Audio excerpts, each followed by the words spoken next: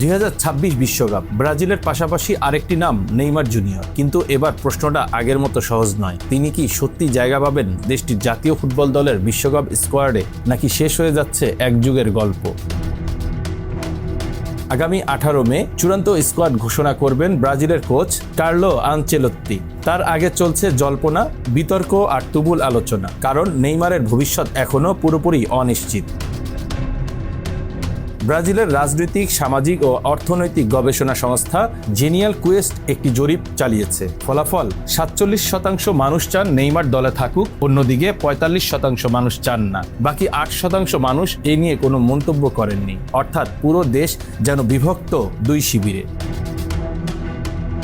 শুধু নেইমার নয়, পুরো বিশ্বকাপ নিয়েই যেন আগ্রহ কমে গেছে ব্রাজিলে। দেশটির 54% মানুষ বলেছেন বিশ্বকাপ নিয়ে তাদের কোনো উত্তেজনা নেই, আর মাত্র 12% বলেছেন তারা খুবই রোমাঞ্চিত। বাকি 32% বলেছেন তেমন অনুভূতি নেই। এটা কি ব্রাজিল ফুটবলের জন্য এক অশনি সংকেত?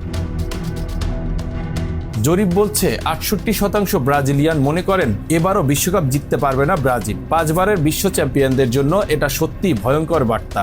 2023 সালের এপ্রিলে এ জরিপ শুরু হওয়ার পর ব্রাজিলে ফুটবল নিয়ে এমন চরম হতাশার চিত্র আর কখনো দেখা যায়নি। এটি জরিপের ইতিহাসে সর্বোচ্চ নেতিবাচক হার।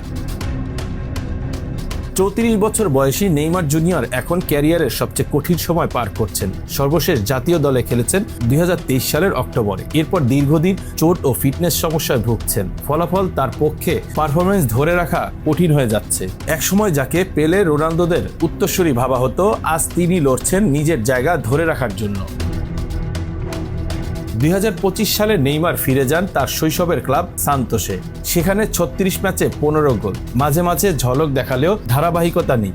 নতুন ইনজুরি আবারও বাধা হয়ে দাঁড়াচ্ছে। এখন প্রতিটি ম্যাচই যেন তার জন্য ফাইনাল পরীক্ষা। তবে নেইমারকে নিয়ে ব্রাজিল জাতীয় দলের নির্বাচক কমিটির পর্যবেক্ষণ শিগগিরই চূড়ান্ত হচ্ছে না। নির্বাচক কমিটি সম্ভবত আরও কিছুদিন সময় নেবে বলে জানিয়েছে ও গ্লোবো। আগামী সপ্তাহে বাহিয়ার মাঠে নামবে সান্তোস। এরপর 2 মে পালমেইরাসের বিপক্ষে খেলবে ডার্বি ম্যাচ। আনচেলত্তি ব্রাজিলের বিশ্বকাপ স্কোয়াড ঘোষণার আগে সান্তোসের এই বড় ম্যাচগুলো কঠিন পরীক্ষা হতে যাচ্ছে নেইমারের জন্য। সব মিলিয়ে 18 মে ব্রাজিলের বিশ্বকাপ স্কোয়াড ঘোষণার আগে নেইমারের হাতে আছে আর মাত্র 9 ম্যাচ। কোচ আনচেলত্তি এখনও কোনো সিদ্ধান্ত জানাননি। তার অধীনে 10 ম্যাচে 5 জয়।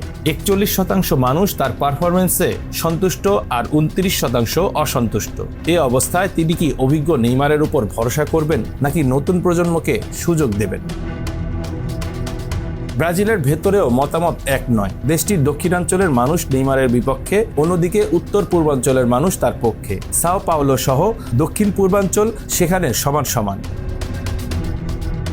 আগামী 11 জুন শুরু হবে বিশ্বকাপ। এবার আয়োজক দেশ যুক্তরাষ্ট্র, কানাডা ও মেক্সিকো। সি গ্রুপে ব্রাজিলের 3 প্রতিদ্বন্দ্বী দল মরক্কো, হাইতি ও স্কটল্যান্ড। 13 জুন নিউ জার্সির মেটলাইফ স্টেডিয়ামে মরক্কোর মুখোমুখি হয়ে বিশ্বকাপ অভিযান শুরু করবে ব্রাজিল।